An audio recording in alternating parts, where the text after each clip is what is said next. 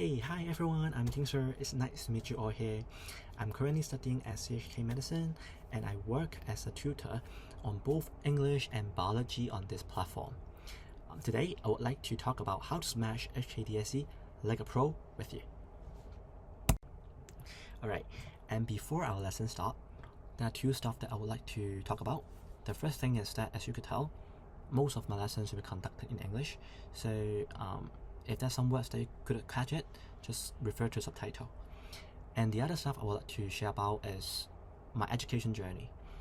As I told you, I'm studying in Med right now, and I got 5-star in 2020 through DSE.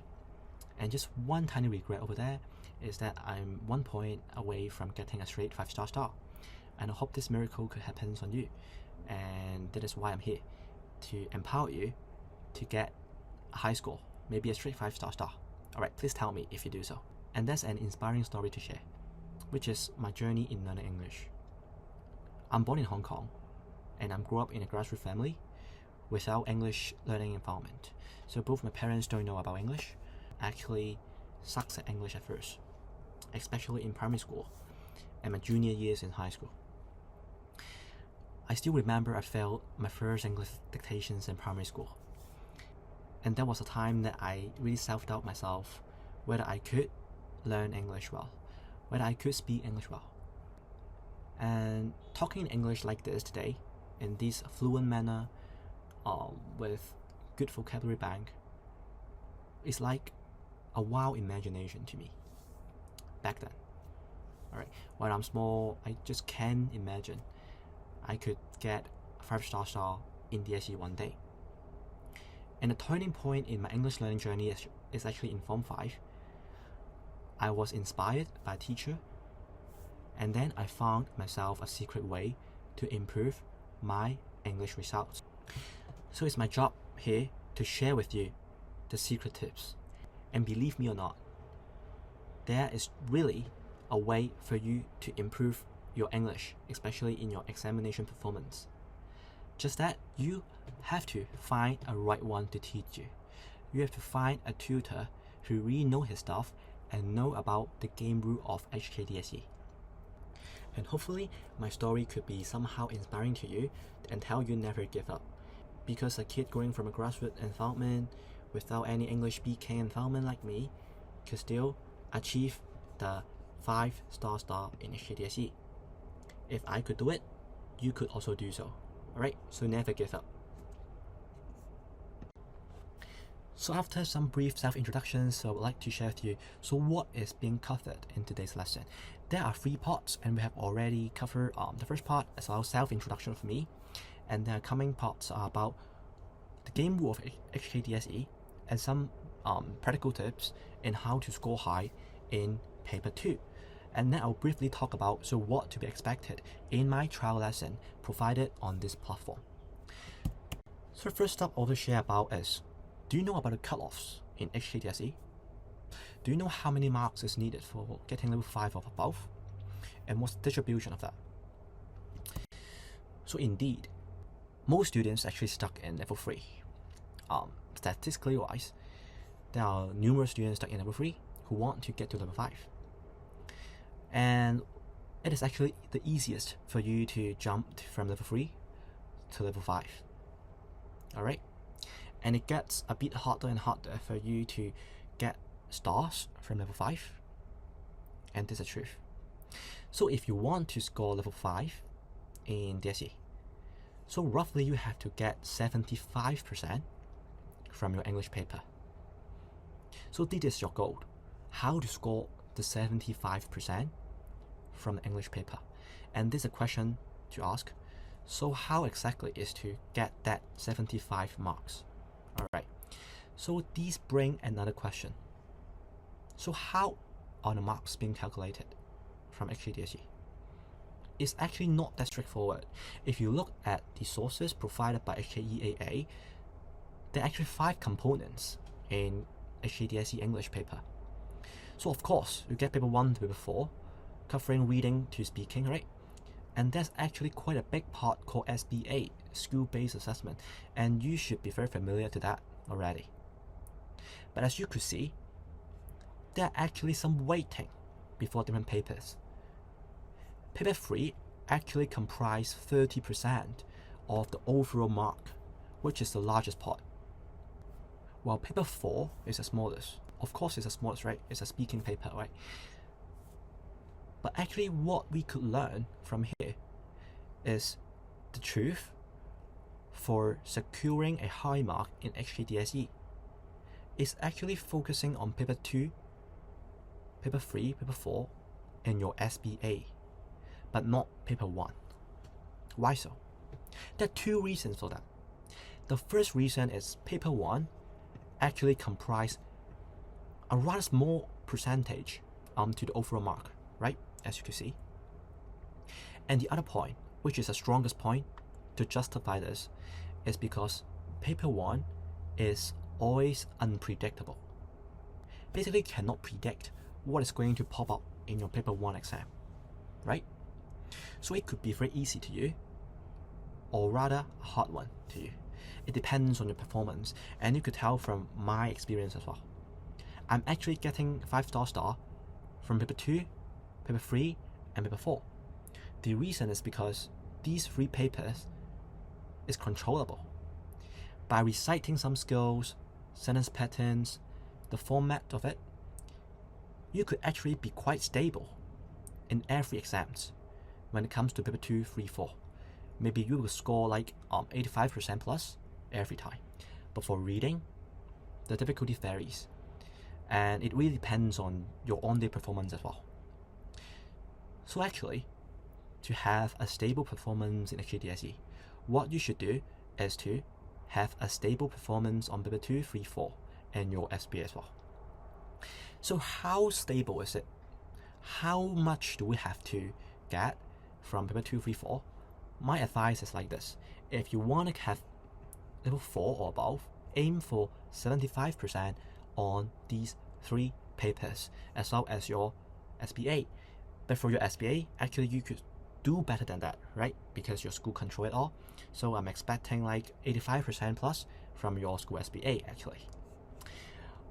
And if you want to be a high achiever, try to score 85% or above. And this is the golden rule for you to nail your English DSE. So today, I would like you to know your own goal and your aim for HKDSE. A lot of students told me they want to have level 4 or above, but they don't know how to start on.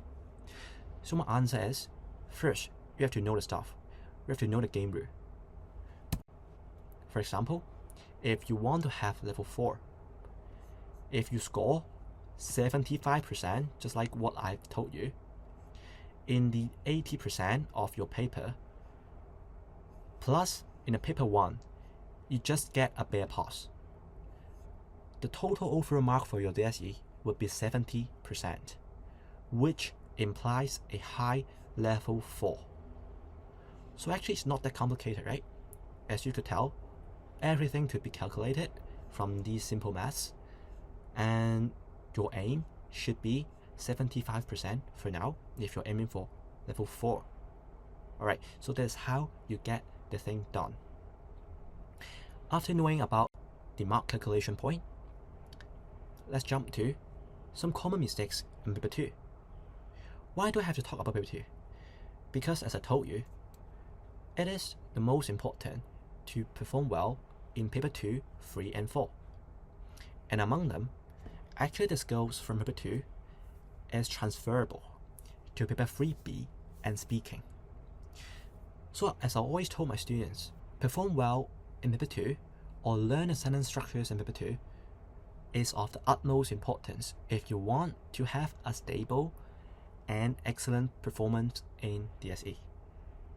Alright, so let's talk about some common mistakes students may make in paper 2, as well as what is expected from a good paper 2 paper. So we'll start with how to climb up your rank in HKDSE. A lot of students may find it very terrifying to perform in public examinations, right? Actually, it's not that terrifying. Just think about it as you're climbing up your rank in the game. There's a League of Legends, right? They have many tiers for you to climb up, and the same rules apply to HKDSE. if you are currently stuck in bronze and you want to improve, what you should do is you should look at the performances, the gameplay from challenger, right? So you always have to learn from the best out there. And the same rule applies to DSE as well. If you want to change your score, you want to improve, what you should do is to look at the marking scheme for level 7 directly. So this is what you should do in order to get a high mark, in order to improve yourself. And maybe you would say, oh, sir, I'm not aiming at level 7. I'm just want to get a level 4, level 5 of English is alright already. But still, I'll ask you to look at the marking scheme of level 7 directly. This is because, just like what I told you, if you've got best one out there to learn, why do you have to learn from the second one, right? So while a lot of teachers in the market will tell you this marking scheme, but like most teachers didn't cover is what is actually implied in the marking scheme. Maybe we just look at the CLO, but what does it mean exactly? So let's start with the language first, and this is actually the part that is the easiest to be improved. What the HKDSE is looking at is unlimited range of sentence structures. What do you mean? It doesn't mean that students have to use very hard vocabs or complex structures. No. What is implied here is the HKDSE values a variety of sentence patterns over a complex one. So which means that you have to remember lots of sentence pattern. It do not have to be very complicated or very hard vocabularies, no. But you have to remember a large variety of them. So here comes the next question. So how do you exactly remember those? How do you exactly learn those? So what are the 5-star writing sentence patterns? And this is my job.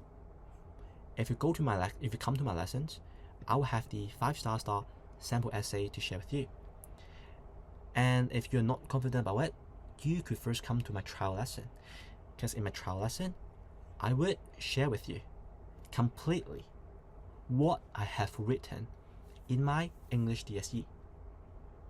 So you could learn from a genuine 5-star sample essay, and you could know what sort of sentence patterns is the HKDSE expecting from you. Alright, so just come to trial lesson and have a try and try to see, what is the 5-star sample essay looks like. Alright? And after learning it, make sure you practice it in your daily writing. For example, practice it in your homework, or practice it in the task that I'm going to distribute it to you later on. Alright, so that's how you improve your language part. And the second part is organization, and this is the second easiest point for you to improve yourself. So what the teachers are looking at is a cohesiveness around your paragraphs. So how to get it done? Basically, there are some secret skills for you to organize your writing.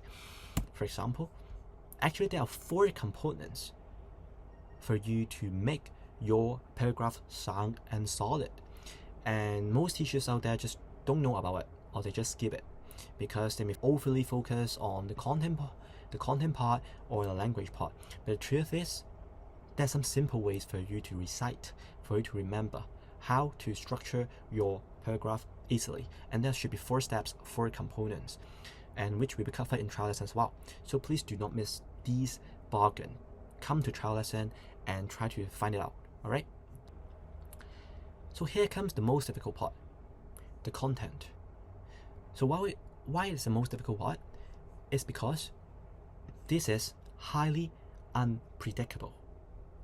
Because you would never know what sort of contents or questions would be asked in your public examination, right?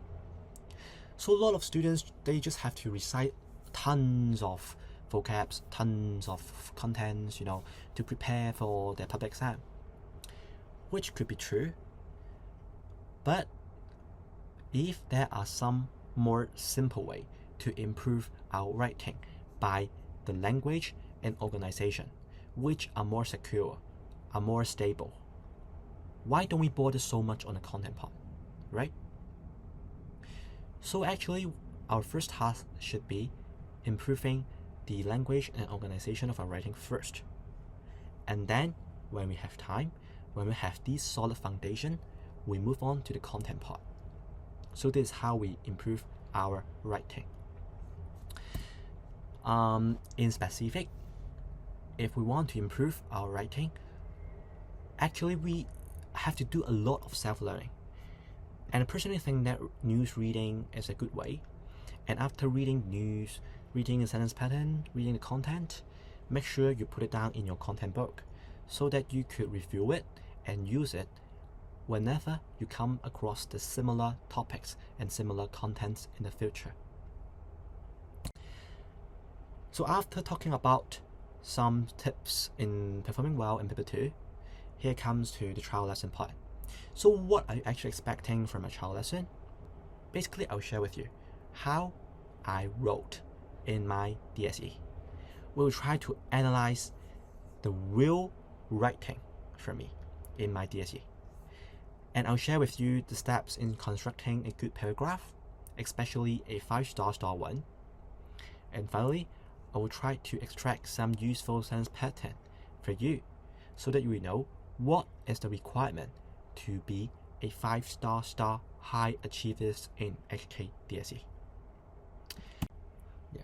And I'm certainly excited to share with you what is my writing in my DSE, because my skills and sentence patterns has already proven effective in scoring high in HKDSE. So I'm really looking forward to seeing you in my trial lesson. So please stay tuned, and good luck to you all in your school and HKDSE. Bye.